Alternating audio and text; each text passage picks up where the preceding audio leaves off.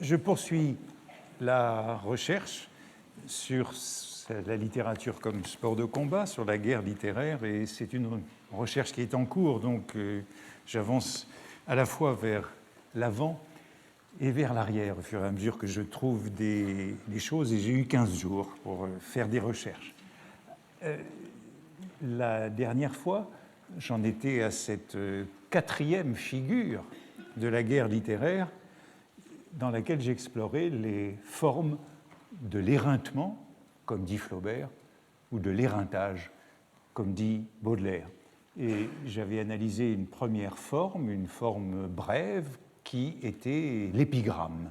Et c'était une forme classique que je rattachais au XVIIe siècle, forme qui, au XIXe siècle, n'était en général plus en vers et signifiait simplement un trait malveillant.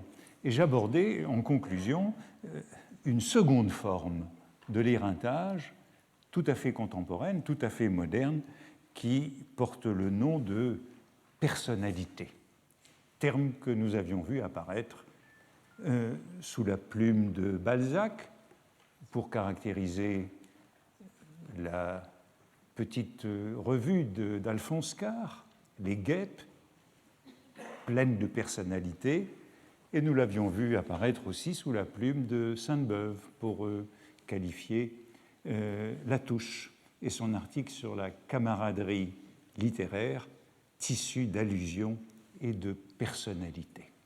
C'est donc cette notion de personnalité que je voudrais explorer avec vous aujourd'hui et essayer de comprendre pourquoi elle a pris tant d'importance au XIXe siècle pour caractériser cette forme, cette arme de la guerre littéraire.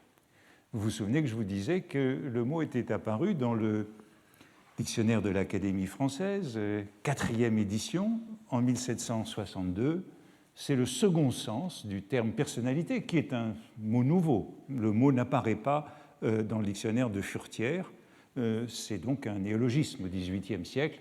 Caractère, qualité de ce qui est personnel. Et puis, second sens, il se prend communément en mauvaise part et signifie alors un trait piquant, mais qu'on est proche de l'épigramme, injurieux et personnel contre quelqu'un. Il y a dans cette histoire, dans cette critique, beaucoup de personnalité. Donc la personnalité, c'est une forme du discours. Et je vous disais, c'était mes derniers mots, je crois, que dans le dictionnaire de l'Académie française, 6e édition de 1835, la définition de personnalité était beaucoup amplifiée. Il y a plus que 2 sens, il y a désormais 4 sens à personnalité, qui est défini comme un terme didactique, un néologisme, ce qui appartient essentiellement à la personne, premier sens. Deuxième sens, caractère, qualité de ce qui est personnel.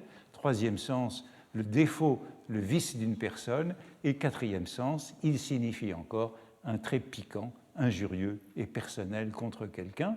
Et nous avons cette fois-ci beaucoup plus d'exemples. Et ce qui m'intéressait, c'est que ces exemples caractérisaient la critique et le théâtre. Il y a dans cette critique beaucoup de personnalité. Et dernier exemple, c'est une personnalité blâmable que de faire sur la scène une allusion, maligne ou non, aux habitudes, aux ouvrages d'un homme connu. Après ces remarques de la dernière fois, je me suis demandé d'où venait ce mot, comment il avait pris ce sens, et je suis allé regarder du côté de l'encyclopédie. Et j'ai constaté qu'en effet, dans l'encyclopédie, le mot reçoit cette définition. Terme dogmatique, lit-on dans l'encyclopédie, comme on lit ici dans le dictionnaire de l'Académie, terme didactique, terme dogmatique, donc d'abord ce qui constitue l'individu, et second sens, mot injurieux, adressé à la personne même, réflexion sur des défauts qui sont en elle. C'est un mot qui devient important dans l'encyclopédie. Il est utilisé par Diderot dans l'article Philosophie qui écrit que les personnalités sont odieuses en tout genre d'écrire. C'est véritablement l'adjectif qu'on associe toujours à ces personnalités. Elles sont odieuses. Il est utilisé par Voltaire dans l'article Gazette de l'encyclopédie, où c'est bien entendu lié au journalisme et aux petits journalistes. Dans cet article, Voltaire écrit « La plupart ont été faites uniquement pour gagner de l'argent, et comme on n'en gagne point à louer des auteurs, la satire fit d'ordinaire le fond de ses écrits. On y met là, souvent, des personnalités odieuses. » Les personnalités sont toujours odieuses et elles font gagner de l'argent aux journaux. Enfin, Marmontel utilise beaucoup cette expression dans ses articles, et notamment dans l'article Comédie. Et nous voyons bien les lieux de la personnalité, c'est la Gazette et la Comédie. Et cette notion, nous dit Marmontel, est liée à la comédie athénienne ancienne, faite de personnalités, référence à Aristophane, la première comédie grecque qui, nous dit-il, est une satire en action, c'est-à-dire des personnages connus et nommés dont on imitait les ridicules et les vices. Les lois, pour réprimer cette licence, défendirent de nommer. Donc la personnalité est bien associée à Aristophane, à la comédie qui s'en prend nommément ou par allusion transparente à des personnes. C'est donc un mot qui prend son essor avec l'encyclopédie chez Diderot, Voltaire, Rousseau, Marmontel, Benjamin Constant, Madame de Staël, avant de se répandre au XIXe siècle. Et dans le dictionnaire de Littré, on trouve cette définition, parole qui attaque personnellement quelqu'un, une personnalité offensante, non plus odieuse, mais offensante. Et les exemples de Littré sont intéressants, puisque ce sont des exemples de Voltaire, une citation qui emploie le mot de calomnie, donc la personnalité, c'est au fond la calomnie, et une citation de Rousseau, où on trouve l'expression de franchise satirique. C'est donc toujours proche de la satire. Enfin, dans le grand dictionnaire universel de Larousse, la personnalité, donc c'est presque toujours au pluriel, est définie comme paroles offensantes, de nouveau offensantes, dirigées expressément contre une personne, se permettre des personnalités, la personnalité maniée cruellement, effraie jusqu'aux rieurs. Et c'est une phrase de Carrel, d'Armand Carrel, à propos de Courrier, le pamphlétaire par excellence du XIXe siècle, le plus grand.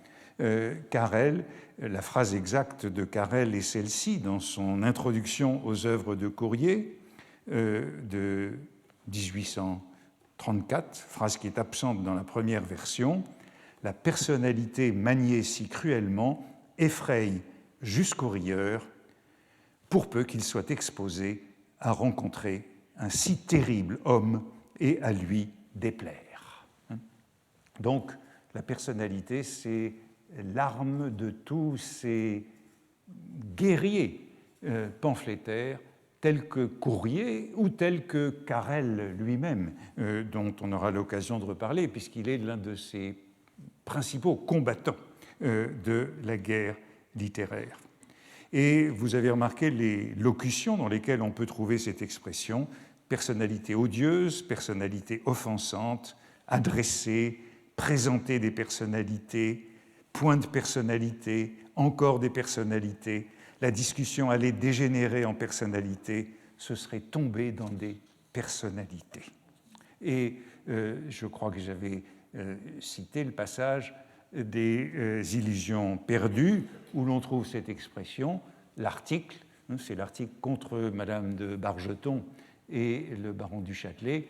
L'article était un tissu de personnalités, comme on les faisait à cette époque, suivi de cette addition de l'édition Furne corrigée, assez sotte, car ce genre fut étrangement perfectionné depuis, notamment par le Figaro. Donc les illusions perdues se situent en 1821, avant que le Figaro de la fin de la Restauration, perfectionne ce genre qui est véritablement associé à ce journal. Il s'est trouvé entre Madame de Bargeton, à qui le baron Châtelet faisait la cour, et un os de sèche, un parallèle bouffon qui plaisait sans qu'on eût besoin de connaître les deux personnes desquelles on se moquait. Donc la personnalité, c'est une fable bouffonne, c'est une allégorie grotesque. Elle est associée au bouffon et au grotesque.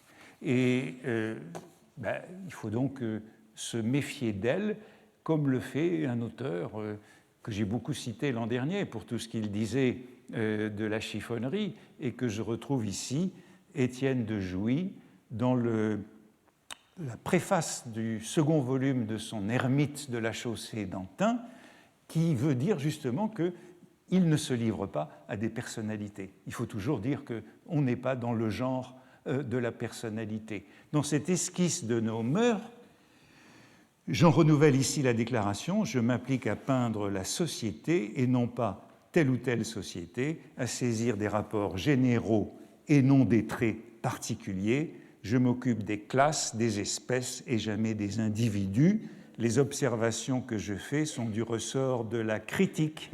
Les personnalités appartiennent à la satire. Et je n'ai pas à me reprocher qu'elle ait une seule fois dans ma vie déshonoré ma plume. Donc une distinction très nette, je parle en général. Je m'occupe des caractères et non pas des traits particuliers. La personnalité, c'est bien la satire personnelle, c'est l'argument ad hominem, ou même plus exactement ce qu'on appelle en rhétorique l'argument ad personam. C'est de là que vient l'expression. L'argument ad hominem, c'est celui qui renvoie à l'adversaire ses paroles et ses actes. L'argument ad personam, c'est celui qui s'en prend à la personne elle-même, donc à son caractère. Si l'on pense à la rhétorique, cela fait partie de ce qu'on appelle l'éthos de l'orateur ou de l'adversaire. Il s'agit de disqualifier l'autre en s'en prenant à la personne. Et Jules Troubat, le secrétaire de Sainte-Beuve, décrivant Sainte-Beuve, parle de bottes ad hominem. Les bottes ad hominem, ce sont les coups d'épée qui s'en prennent à la personne plutôt qu'à l'argument, qui la disqualifie de cette façon.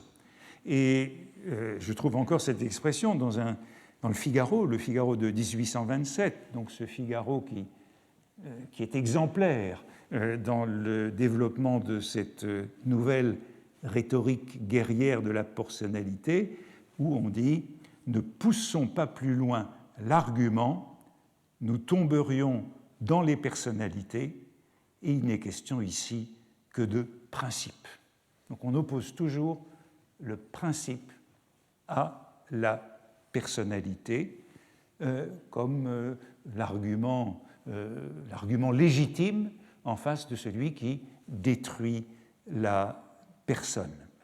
Voici par exemple un échange très intéressant entre Courrier, Paul-Louis Courrier, en 1821, lors de son procès. Il est poursuivi pour outrage à la morale publique, comme le seront beaucoup d'autres au XIXe siècle. Le délit d'outrage à la morale publique a été introduit dans le Code pénal en 1819. Et Courrier est donc l'un des premiers à être poursuivi pour outrage à la morale publique, comme Béranger, et comme beaucoup d'autres, comme la censure lui interdirait de parler, ce qu'il fait, c'est de transcrire les débats de son procès. Le président, vous avez outragé tout le corps de la noblesse, l'ancienne et la nouvelle, et vous ne respectez pas plus l'une que l'autre.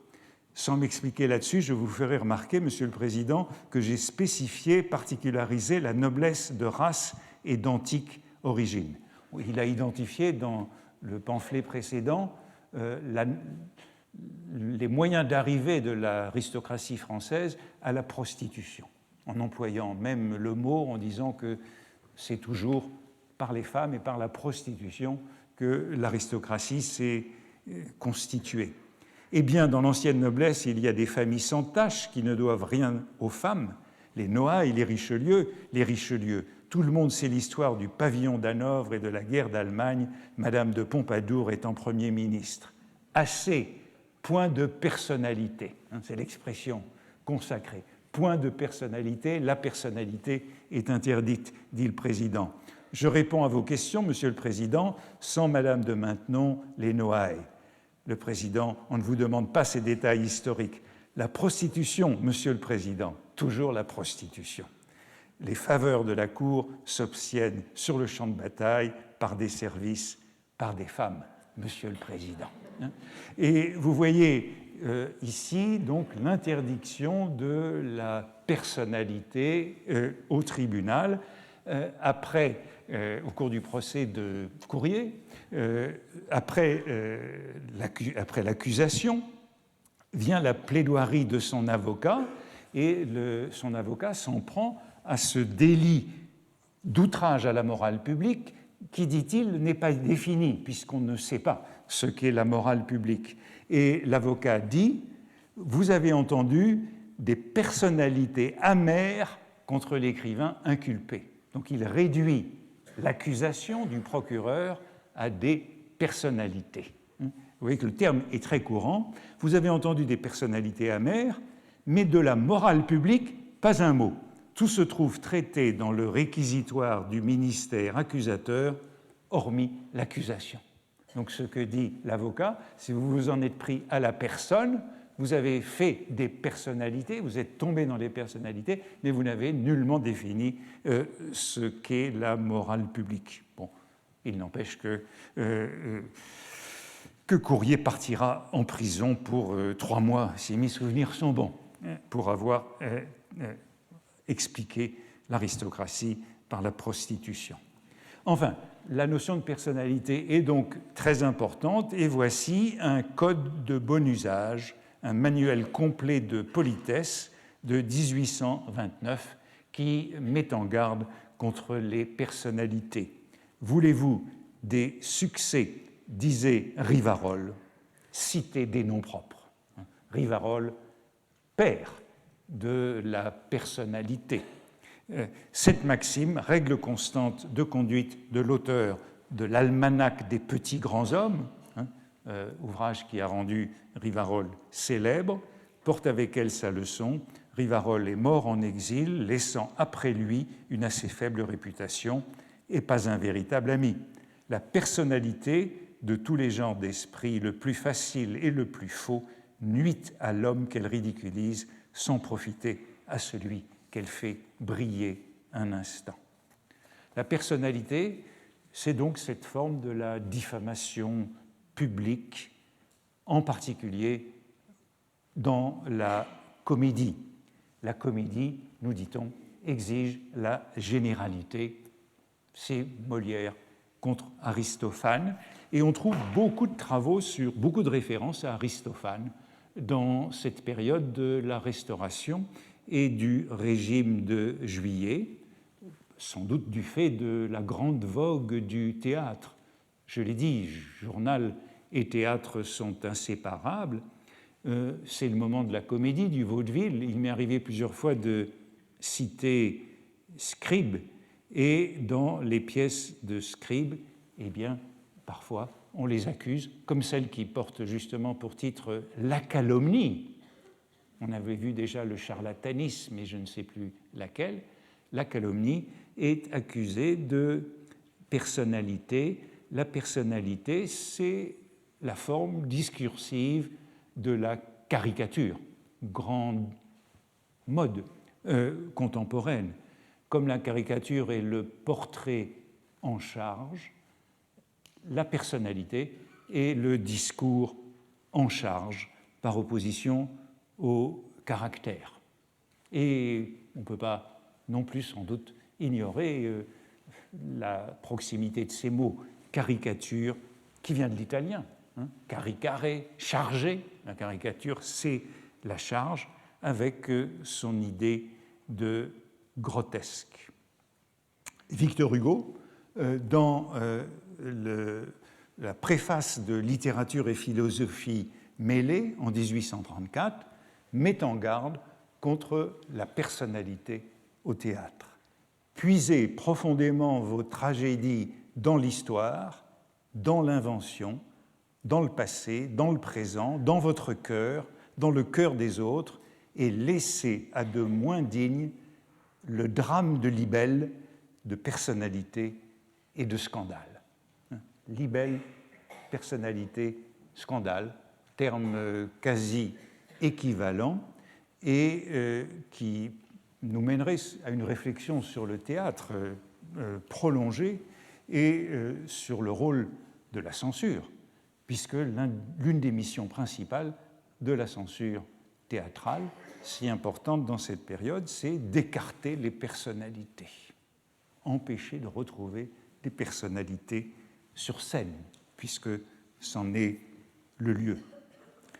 Dans une brochure qui est intitulée « Des journaux et des théâtres », publiée en 1828, c'est une brochure anonyme où il est question de personnalité dans les journaux et au théâtre. Cette brochure, le catalogue de la Bibliothèque nationale l'attribue à Le Poitevin. Le Poitevin dont je vous ai déjà parlé, le Poitevin Saint-Alme, qui est le fondateur du premier Figaro en 1826 et qui est le directeur du Corsaire Satan dans les années 1845-1847, lorsque Baudelaire, Banville et tous les autres y contribuent. Cette brochure lui est donc attribuée et c'est une intervention donc en 1828 dans le débat de la loi sur la presse. Vous vous souvenez, on en avait parlé l'an dernier, que la loi sur la presse de 1827, celle qui est appelée la loi de justice et d'amour, c'était une loi terrible qui avait imposé le dépôt préalable et le droit de timbre. En 1828, c'est un ministère plus libéral, fugitivement plus libéral, qui propose une loi sur la presse, dite loi Portalis, qui vise à abolir l'autorisation préalable au profit du cautionnement. Donc les journaux devront déposer un cautionnement qui est très élevé, qui est de 200 000 francs. On dit que c'est parce que le Figaro a pu payer ce cautionnement qu'il a eu une telle réputation.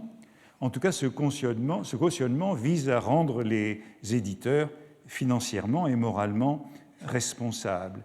Et le Poitevin attribue le caractère satirique des petits journaux à l'insuffisance de la liberté de la presse. Si la liberté était plus grande, les journaux n'auraient pas à recourir à l'allusion satirique. Et voici ce qu'il écrit: en soumettant les journaux littéraires au timbre, la loi de 1828, la loi de justice et d'amour, on n'a fait que les rendre moins littéraires. En leur interdisant, sous prétexte de politique, les hautes questions de philosophie, d'histoire et de mœurs, on les a forcés à avoir recours aux futilités, aux personnalités, au scandale. Enfin, toujours cette association personnalité-scandale.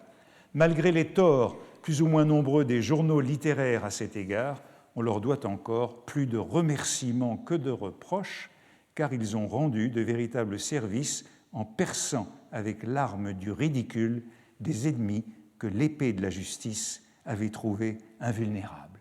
Passage très intéressant sur cette presse comme quatrième pouvoir, qui intervient là où l'épée de la justice n'a rien pu.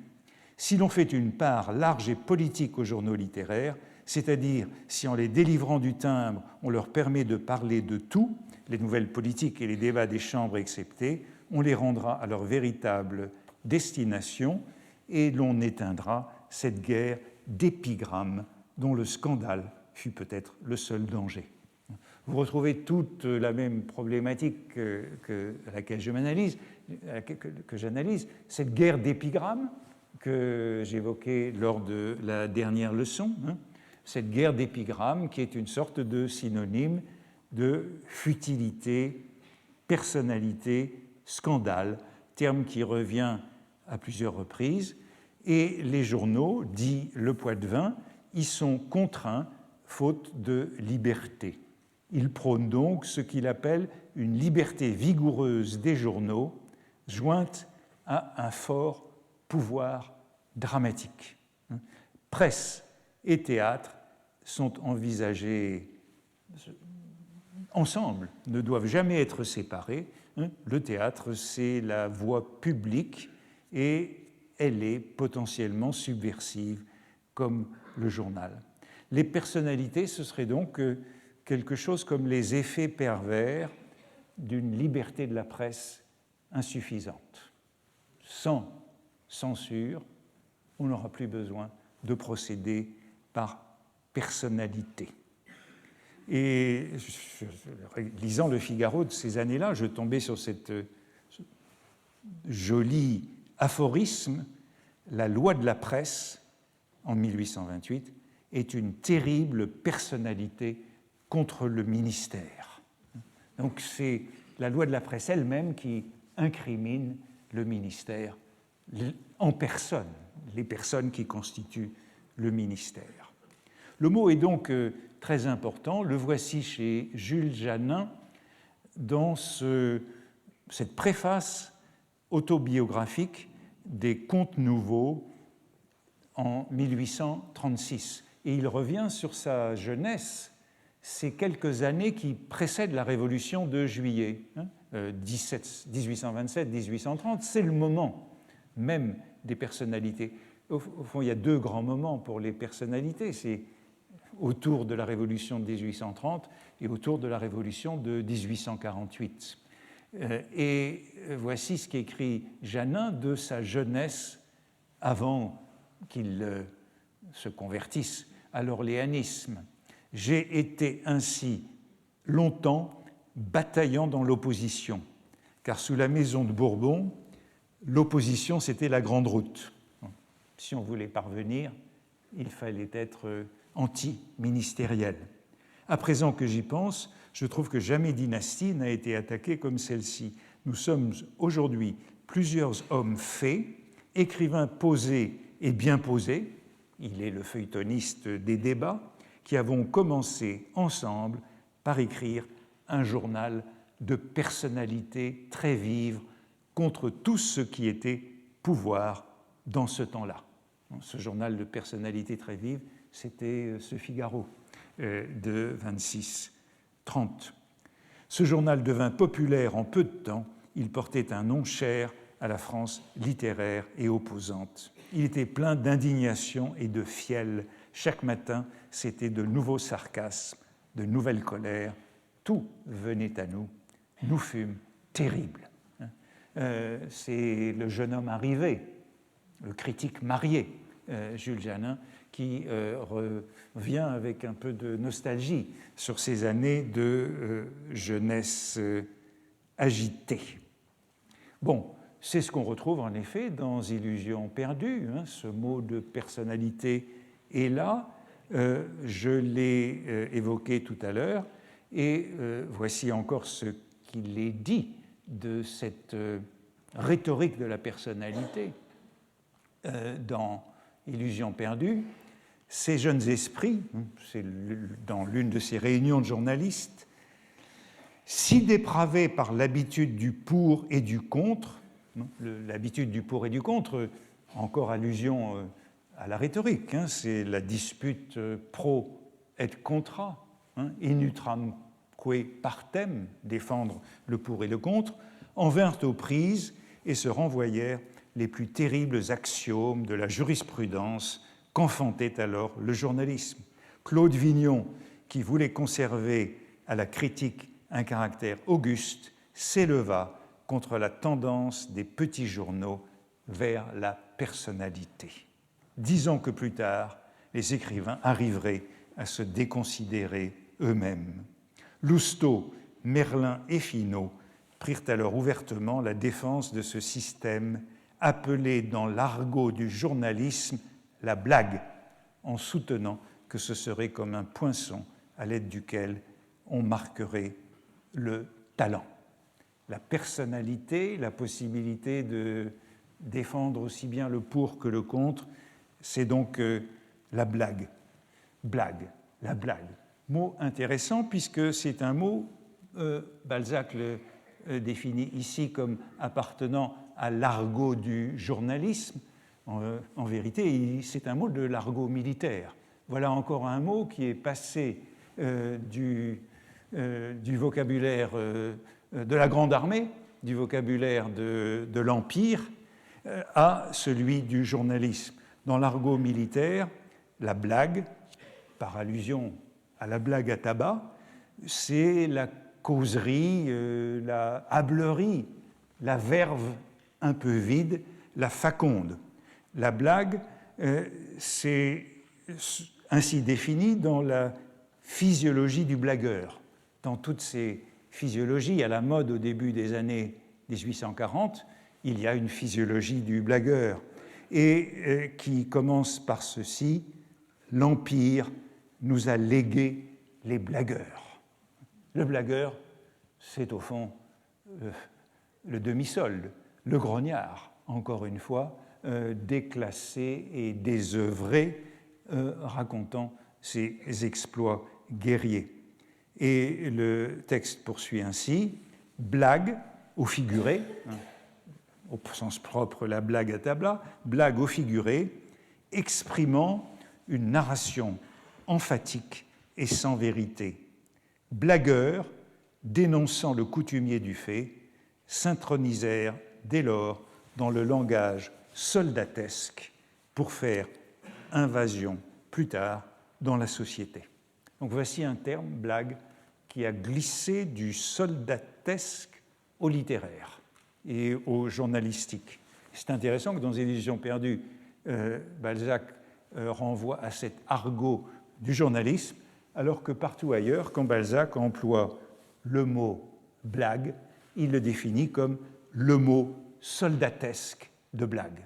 Blague est inséparable du soldatesque, c'est l'exagération héroïque. Et Balzac est donc de ceux qui s'y connaissent en personnalité et en blague, même si dans la monographie de la presse parisienne que j'ai évoquée à plusieurs reprises, il met en garde contre la personnalité. Quand il compare la presse contemporaine de la presse de jadis, il écrit: le vieux critique, le critique du passé, n'entre jamais dans la personnalité. Donc la personnalité, c'est bien pour lui une sorte de maladie contemporaine de la presse. C'est une maladie contemporaine de la critique et du feuilleton. Auparavant, dit-il, on n'y recourait pas, on critiquait par d'autres moyens que la satire personnelle. Et en effet, Champfleury absoudra plus tard Balzac en disant: l'abus des personnalités des petits journaux ne fut jamais le lot de Balzac. Donc c'est bien de l'ordre de cette sévérité pour ce genre. Dans la monographie de la presse parisienne, j'avais évoqué déjà un certain nombre d'incarnations du journalisme. Vous vous souvenez du bravo, celui qui était le spadassin des lettres. On avait aussi rencontré le guerriero, on avait rencontré toutes ces formes du journalisme. Il y a aussi le blagueur. Le blagueur, c'est l'une des incarnations du petit journaliste. Quelle est la différence entre le blagueur et le bravo? C'est que le blagueur raille pour railler, tandis que le bravo raille pour tuer. Il y a donc dans le blagueur quelque chose de plus gratuit. Ce terme de personnalité est donc très répandu. C'est l'arme privilégiée de la guerre littéraire dans cette période. Et je lis encore dans le Figaro de 1827 cette mise en garde: puisque l'on ne veut pas séparer l'homme de ses ouvrages, la critique littéraire devient impossible. C'est déjà le Contre Sainte-Beuve de Proust qui est là. La moindre faute que vous relevez est considérée comme une personnalité et une conclusion qui n'est pas à l'avantage de l'auteur et qualifiée de calomnie. Il y a donc une sorte de nouveau statut de la personne qui est désigné par la personnalité et la difficulté pour la critique de ne pas faire de personnalité. On pourrait se demander si les portraits de Sainte-Beuve ne sont pas des personnalités. L'association de la personnalité et de la caricature, je le disais, elle va de soi, elle s'impose depuis le petit almanach des grands hommes de Rivarol, qui est composé de brefs traits, de courts paragraphes. Et la période de la Restauration et de la monarchie de Juillet est aussi celle où pullulent ces dictionnaires de célébrités. Bon, il y a tous les dictionnaires des girouettes, par exemple. Chaque fois, c'est un paragraphe de personnalité. J'avais cité déjà un dictionnaire qui s'appelle le Rivarol, par Fortunatus, qui est un ami de Baudelaire. Ces dictionnaires de célébrités sont l'équivalent des caricatures et des panthéons charivariques. Les personnalités sont donc des portraits en charge, des caricatures à la plume, et il y a une ressemblance très forte entre les petits journaux tels que le Figaro et le Charivari. Je vous avais montré en frontispice Balzac dans le panthéon charivarique de Benjamin Roubaud. Et voici Janin avec son bonnet de nuit dans ce panthéon charivarique. Ces 100 célébrités contemporaines, quelques-uns de ceux que j'ai évoqués ici, Janin, Balzac et Félix Pyat. On pourrait même dire, et on l'a dit, que beaucoup d'autres recueils poétiques sont des personnalités, comme les odes funambulesques de Banville.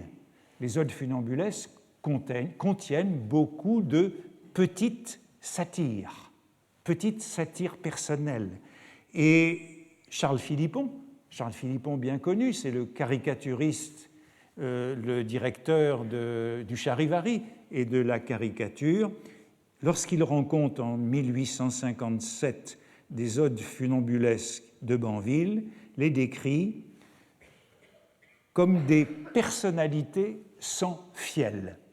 Personnalités sans fiel, ça veut dire qu'elles ne sont pas trop méchantes, contre les individualités qu'on cite sur le pavé parisien. Dans les odes funambulesques de Banville, beaucoup d'individualités contemporaines sont ainsi portraiturées: Bulose, Janin, Nadar, Housset, mais, encore une fois, sans fiel.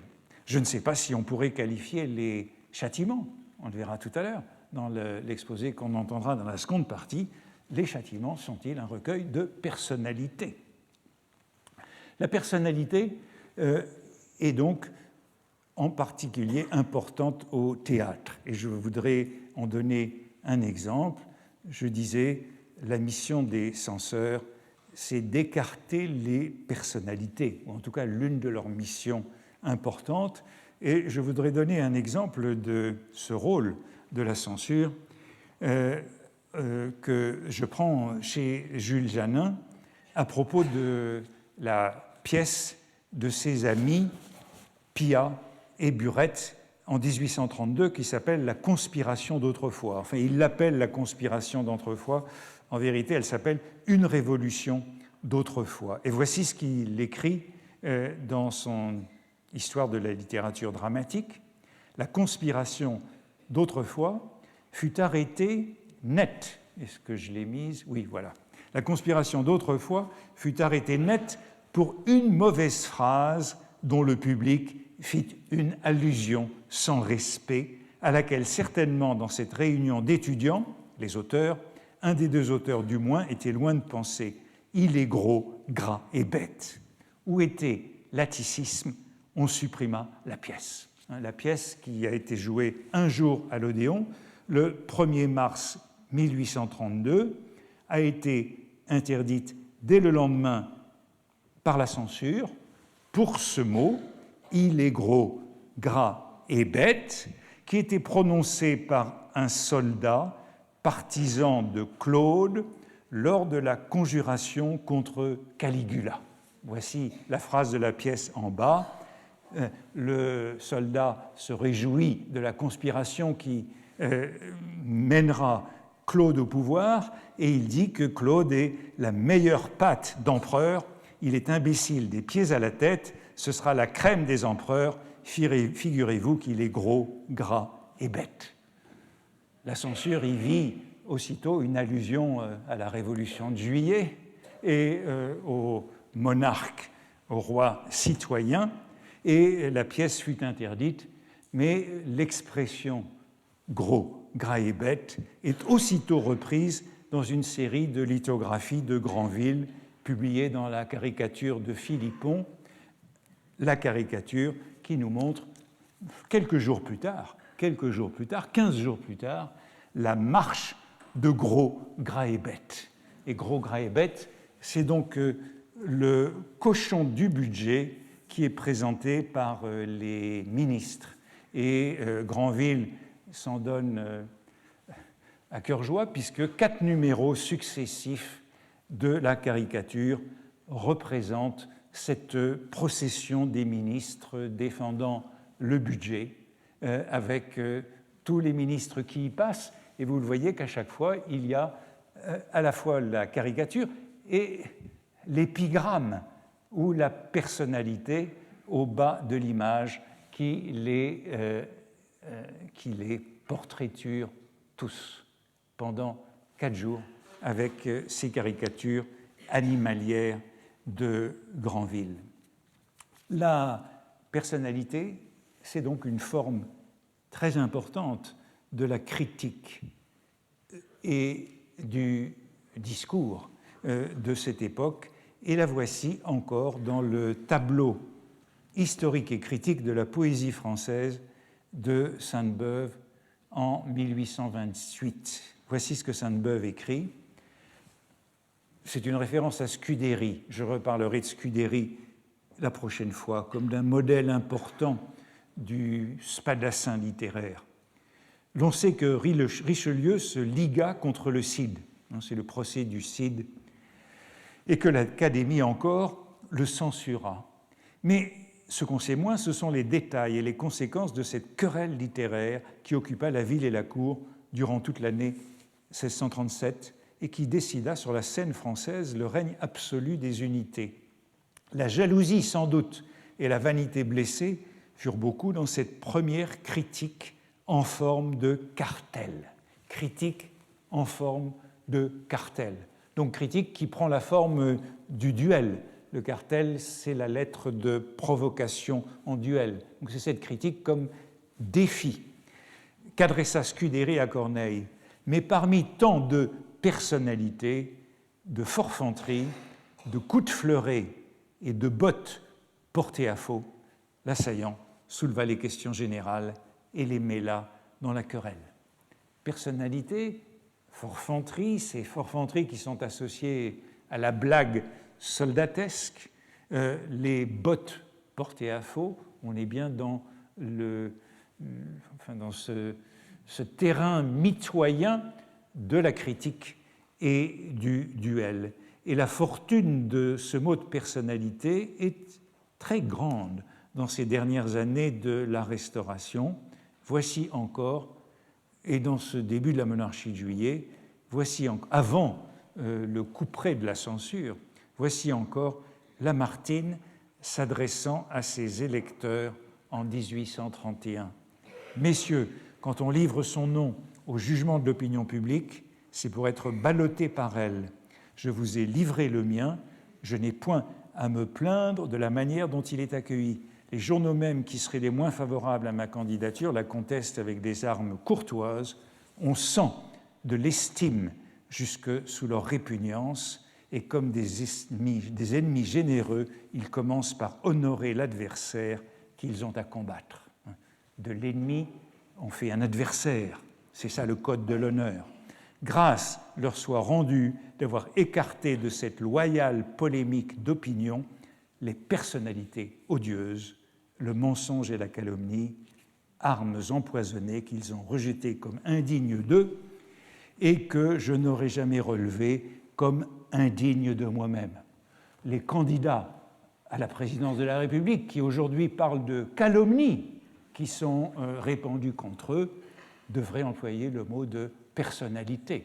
Ce sont des personnalités que l'on peut lire dans le Canard enchaîné. C'est exactement ce à quoi est consacré ce petit journal, le seul des petits journaux qui restent depuis cette époque de la monarchie de Juillet et de la Restauration.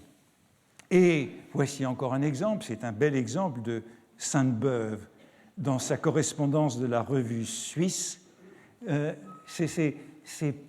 Voilà, les petits paragraphes dans le style du Canard enchaîné que Sainte-Beuve publiait dans la revue suisse. Les nuées d'Aristophane, Pélix Pia. Janin, dans son feuilleton du lundi 4, donc de la veille, Sainte-Beuve écrit ceci le lendemain sur les nuées d'Aristophane. Bon, il y a une représentation des nuées d'Aristophane dans une nouvelle traduction au théâtre de l'Odéon. Trahit sa peur qu'il ne s'élève un tel auteur comique qui dise des personnalités. Il a l'air de plaider pour lui et de se prendre pour Socrate, comme Socrate a été attaqué par Aristophane. C'est comique, mais il n'est pas besoin d'un Aristophane.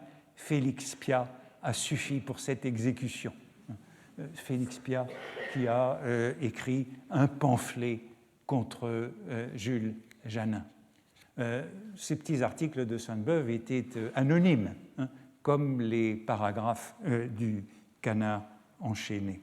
Et en effet, Jules Janin s'inquiétait de cette pièce qui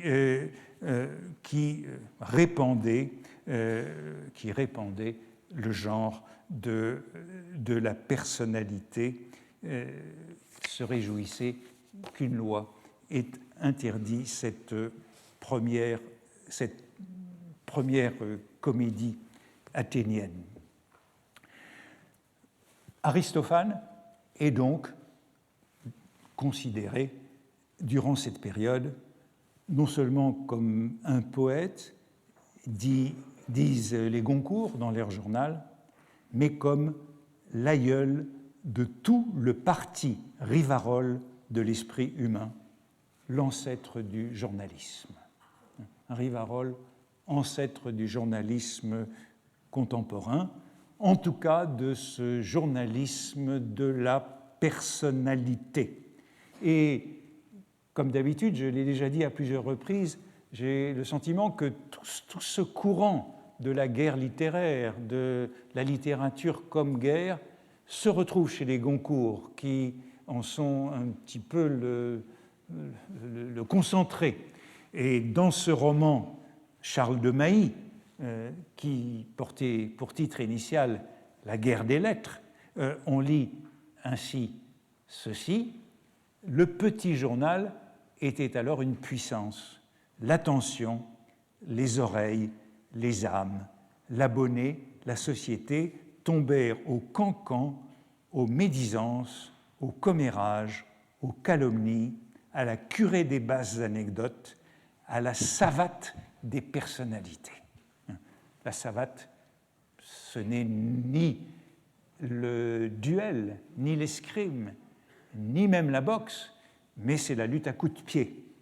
La savate des personnalités, aux lessives de linge sale, à la guerre servile de l'envie, aux biographies déposées au bas de la gloire, à tout ce qui diminue, en un mot, l'honneur de chacun dans la conscience de tous. Et à la même époque, à la même date, ils écrivent dans leur journal « L'œuvre de demain, pouvons-nous la faire ? Au bout, la morale et le parquet. » L'outrage à la morale et le parquet. Puis, partout dans les journaux, la main de la police, des injures auxquelles on ne peut répondre, plus qu'une littérature de goujats et d'insulteurs, pour tout Rivarol, des Veuillot, des Granier de Cassagnac, des Barbet de Reville. On retrouve toujours les mêmes noms. Veuillot, Granier de Cassagnac, Barbet de Reville. Pas un drapeau, pas une idée, des personnalités, des condottieri. Et voilà ce terme de condottieri rencontré au début du cours qui revient.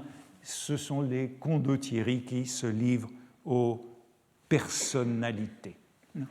On est donc dans la grande époque de la personnalité qui se poursuit au fond sous le Second Empire et même sous la Troisième République, puisque c'est encore une expression que l'on trouve sous la plume d'Édouard Drummond.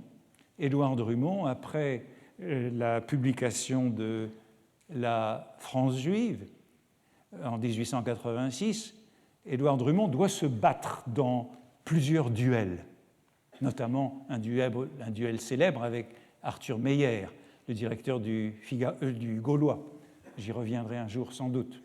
Et comme il est attaché à un journal catholique, Le Monde, à l'époque Le Monde était financé par l'archevêché de Paris, ce n'est pas Le Monde d'aujourd'hui, et il doit démissionner du Monde parce que l'Église catholique condamne le duel.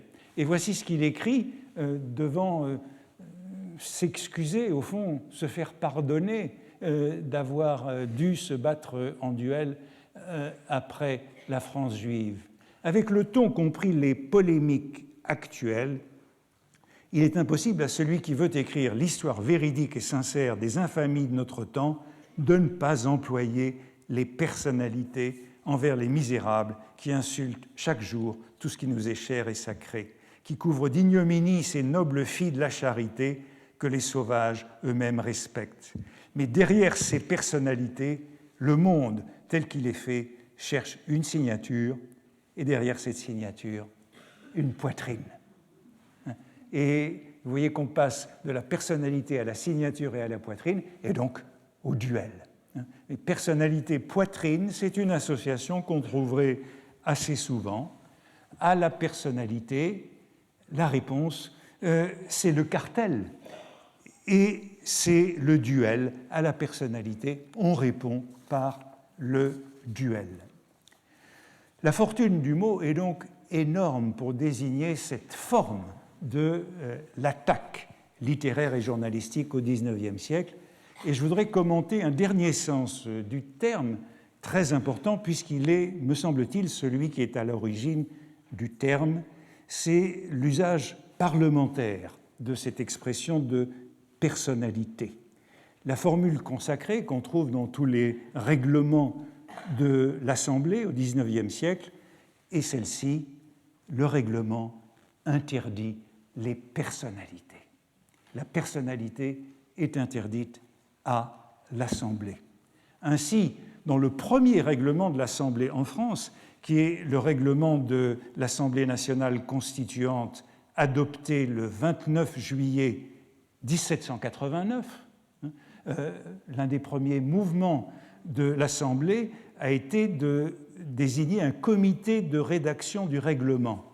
Et le chapitre 3 de ce règlement de l'Assemblée est intitulé « Ordre pour la parole » et le quatrième alinéa est celui-ci: « Nul ne doit être interrompu quand il parle.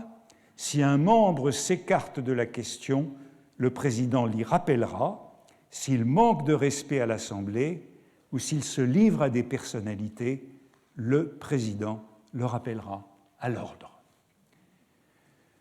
C'est une expression qui traverse tout le XIXe siècle et qu'on trouve par exemple dans le règlement de la Chambre des députés en 1819, sous la Restauration. Toute personnalité est interdite. formule magnifique. Toute personnalité est interdite à l'Assemblée. Dans le traité de droit politique, électoral et parlementaire publié en 1893 sous la Troisième République, je lis ceci, très intéressant. Les interpellations de collègue à collègue constituent des personnalités. Elles sont formellement interdites par l'article 81, maintenant c'est l'article 81 sous la Troisième République du règlement du Sénat et par l'article 39 du règlement de la Chambre des députés. Et puis voilà cette référence passionnante, ce qui se passe à Londres, lieu originel du parlementarisme. Pour éviter les personnalités, on est dans l'usage au Parlement anglais de ne pas permettre aux orateurs de désigner leurs collègues par leur nom. À la Chambre des Lords, le membre mis en cause doit être désigné par son titre, à la Chambre des communes par le nom de la circonscription qu'il représente. Au Parlement anglais, on ne prononce pas le nom des parlementaires, ce qui évite toute personnalité. Et évidemment, comme la tradition parlementaire est d'origine anglaise, il est utile de vérifier ce qu'on dit de la personnalité en anglais. Voici l'article de l'Oxford English Dictionary. Vous voyez que c'est le 6e sens petit b. A statement or remark referring to or aimed at a particular person and usually disparaging or offensive in nature. Et puis, comme j'étais soudain éveillé à ce mot de personnalité auquel je n'avais jamais prêté garde, je lisais l'autre jour une éditorialiste du New York Times, c'est la seconde citation, et elle parlait de la difficulté qu'avaient les journalistes pour parler de l'actuel président des États-Unis. Grande difficulté pour parler de lui parce qu'il n'a pas, disait-elle, de pensée cohérente. Comment parler d'un homme politique qui n'a pas de pensée cohérente? It is very hard to cover him in a non-personal way. C'est très difficile d'utiliser un argument ad rem, without getting into personalities, sans tomber dans les personnalités. Et donc vous voyez que le sens de personnalité qui était celui du XIXe siècle en français est parfaitement maintenu en anglais. Et comme j'étais éveillé à cette histoire, vous avez peut-être remarqué que la semaine dernière, il y a eu aux États-Unis une querelle où ce mot était présent. C'est la nomination du ministre de la Justice, Jeff Sessions, au cours de laquelle la sénatrice du Massachusetts, Elizabeth Warren, s'en est pris à lui en lisant une lettre de Coretta King qui s'était opposée à sa nomination comme juge fédéral il y a 30 ans, je crois. Et voici ce qu'a dit à cet égard le président de la Commission de la justice du Sénat: « Could you please leave personalities out of it ?» Et dans le règlement traditionnel du Sénat américain, voici la règle: « No senator shall speak longer than 1 hour at any time without the consent of the Senate, and he, bien sûr c'est toujours un homme dans la tradition, shall confine himself to the question under debate and avoid personalities. » Donc c'est bien de l'anglais que nous vient cette expression de personnalité, et voici un texte de rhétorique parlementaire du début du XIXe siècle. C'est c'est un livre célèbre qui s'appelle Parliamentary Logic de 1808.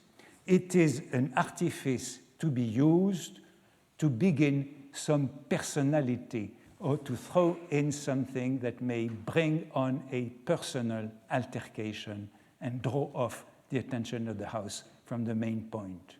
In all personalities prefer ridicule to a direct, angry attack.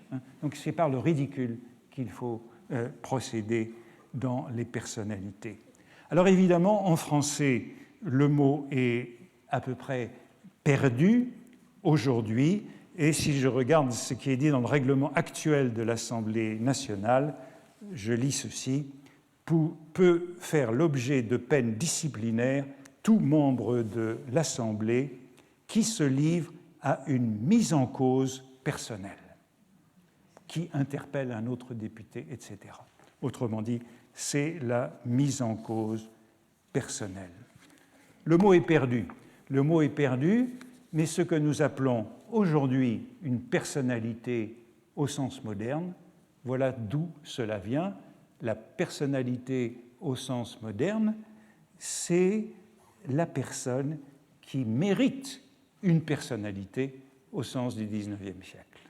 C'est la personne qui mérite une satire personnelle, et il est possible qu'il y ait encore une petite touche péjorative dans le mot de personnalité.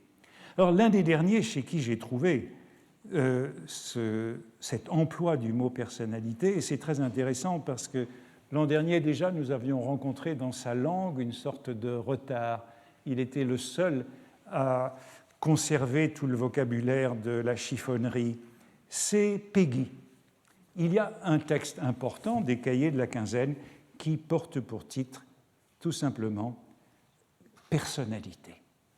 C'est le texte de Péguy, c'est les Cahiers de la Quinzaine d'avril 1902. Et Péguy écrit « Quelques-uns de nos abonnés se sont émus de ce que j'avais fait des personnalités » dans le cahier précédent. Il est donc l'un des rares à encore utiliser ce mot en ce sens, et il revendique le droit, dit-il, de faire des personnalités. Il écrit, et c'est très intéressant justement, en opposant comment faire des personnalités alors que l'on veut défendre l'universel. La personnalité, c'est véritablement aux antipodes de l'universalisme. Et il dit ceci, nous sommes des soldats d'une armée universelle, mais pourtant, nous devons faire des personnalités. On doit faire les personnalités qu'il y a à faire. On doit faire, s'il est permis de parler ainsi, les personnalités que l'on doit faire. C'est du Péguy avec cette dimension tautologique. Et voici, presque pour finir, sur ce mot de personnalité, ce que Flaubert écrit, et ça donne un sens intéressant à Flaubert de comprendre d'où vient cette formule. Flaubert écrit à Louis Collet en 1853 « Vous êtes heureux, vous autres les poètes, vous avez un déversoir dans vos vers. Quand quelque chose vous gêne, vous crachez un sonnet, et cela soulage le cœur. Mais nous autres, pauvres diables de prosateurs à qui toute personnalité est interdite, à moi surtout, songe donc à toutes les amertumes qui nous retombent sur l'âme. » La plupart des commentateurs de Flaubert interprètent cette phrase en y voyant cette interdiction de la personnalité que Flaubert réclame dans Madame Bovary ou dans l'éducation sentimentale, l'absence de personnalité. Mais il se trouve que Flaubert utilise la formule qui se trouve dans tous les règlements des assemblées parlementaires depuis la Révolution française, et je ne sais pas quand elle a disparu, quand on a perdu ce sens, puisqu'il n'est plus présent aujourd'hui, sans doute quelque part entre les deux guerres.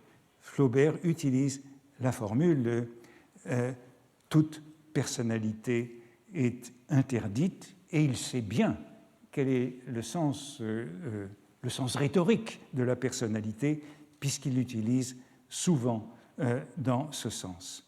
Ainsi, l'arme de la littérature, comme sport de combat, l'arme privilégiée de la littérature comme sport de combat, depuis la Restauration jusqu'à la Troisième République, c'est là où les personnalités, dans ce sens qui est tombé en désuétude et qu'il est important de retrouver.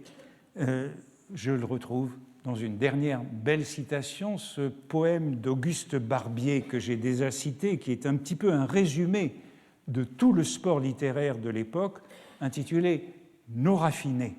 Nos raffinés, c'est la gent littéraire contemporaine.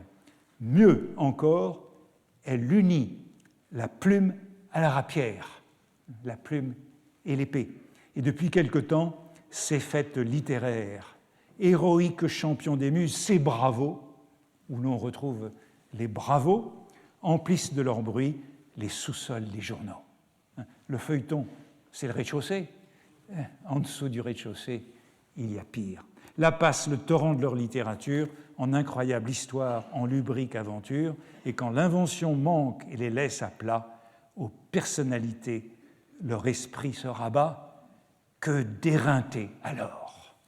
Et voilà l'éreintage accompli. Eh bien, vous voyez que la personnalité, c'est bien l'arme. J'aurais voulu, mais je crois que je sacrifierai quelques autres formes de cet éreintage. On a étudié l'épigramme et les personnalités. Il y en a deux autres auxquels j'aurais aimé m'arrêter, mais je crois que ce sera pour une autre année. C'est le pamphlet. Le pamphlet qui développe la personnalité. La personnalité, c'est une forme brève. Le pamphlet, c'est la petite brochure. Ou une autre que j'aurais voulu analyser, mais je crois que je sacrifierai cette année, c'est le pastiche. Le pastiche comme arme d'éreintement ou d'éreintage. Là aussi, ce sera pour une autre fois. Merci.